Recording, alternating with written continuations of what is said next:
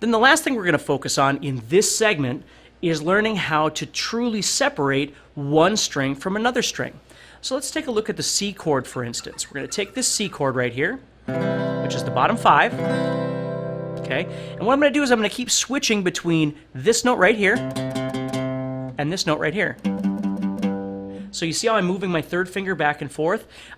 People can do this too. I mean, you can use 2 fingers at the same time like this, but for this exercise, I want you to try and move this back and forth physically so you can feel the motion. So what I'm going to do is I'm going to strum this G, or excuse me, this C chord by plucking the 5th string and then strumming the bottom half of the guitar.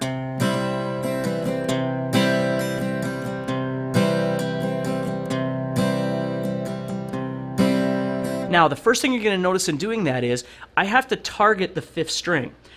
The bottom half of this C chord I can just strum like I always do, but when I target that 5th string, I got to really focus in on hitting the right string. So as you watch me strum, what you're going to notice is when I go for that note, I close in. All of a sudden, I'm not doing this. I got to close in. Now I'm open. Now I'm closed. Now I'm open. Closed. Now, closed to me, a closed position is when I grab onto the guitar with either my 3rd finger, my pinky, both, whatever, and I try and target the string that I want. In this case, I want the 5th string. So I pluck that, and then I spread back out, and I open up again. Then I close back in, then open up again. See how I'm on my up strum, I'm grabbing on, and then I'm targeting that string, and then I'm going back.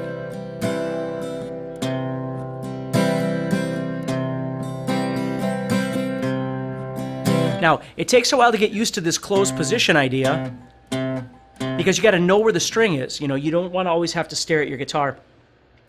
I call it rock star syndrome when people feel like they can't look at their guitar when they play. What else do you want to look at?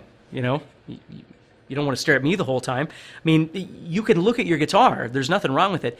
But you're using your eyes more as a monitor than specifically trying to figure out where you're going to go, because you've played it so many times you can feel the distance.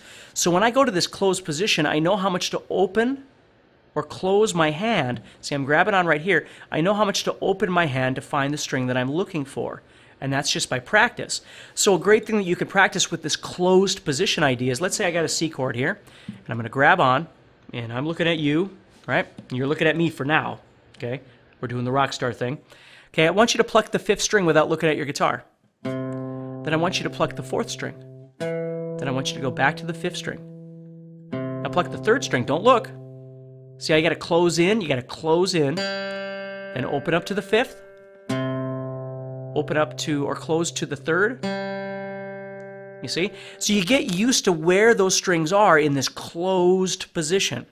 So I'm switching back and forth between closing on that bass note, so I'm right, so I'm hitting the right thing, and then I'm opening for the strum.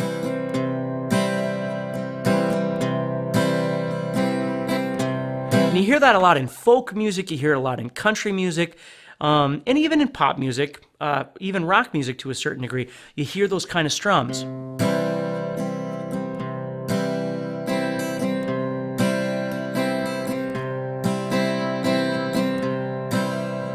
Now, do I have to keep adding the bass note on the 1?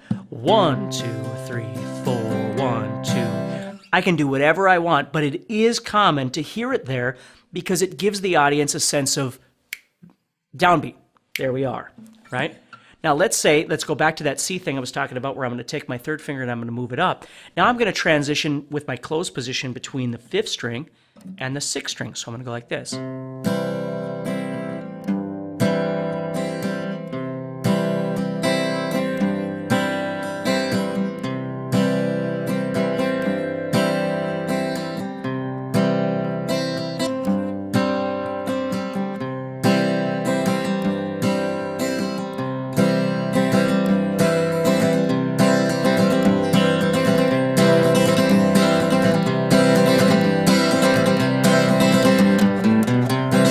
Right? That's how you go back and forth. That's how you get that whole kind of effect happening, is by learning how to close in a little bit. Now you'll notice that when I close in, I'm kind of stuck with my wrist right here. I can't move my elbow, right? I can move my elbow when I'm in an open position. when I'm open. But when I close, I got to move from the wrist, or from the fingers at least, from something there, because I can't move from the elbow because I'm kind of stuck there. Okay?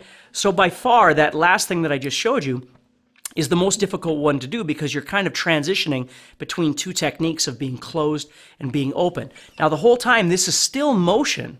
You know, you're not just going this sort of thing. It's still here. It's just, it's closed. When it's closed, it's small. So after I do that down, there's still an up to get my hand in motion. See that? So I can strum again. It's just very small because I'm starting off small. So then I expand out. So that's the next part to start trying to develop. Okay? There's a lot of stuff in there. And remember, you can watch this video over and over and over. And I would highly recommend it, even if you've been playing for a while, just to really develop that element of realism in your playing.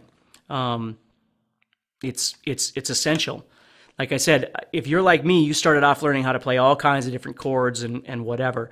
I never learned how to scratch or any of that stuff when I first started learning how to play. So I was really lost when it came to rhythm. And it wasn't really until I started kind of feeling this whole thing out that it made sense to me. Okay.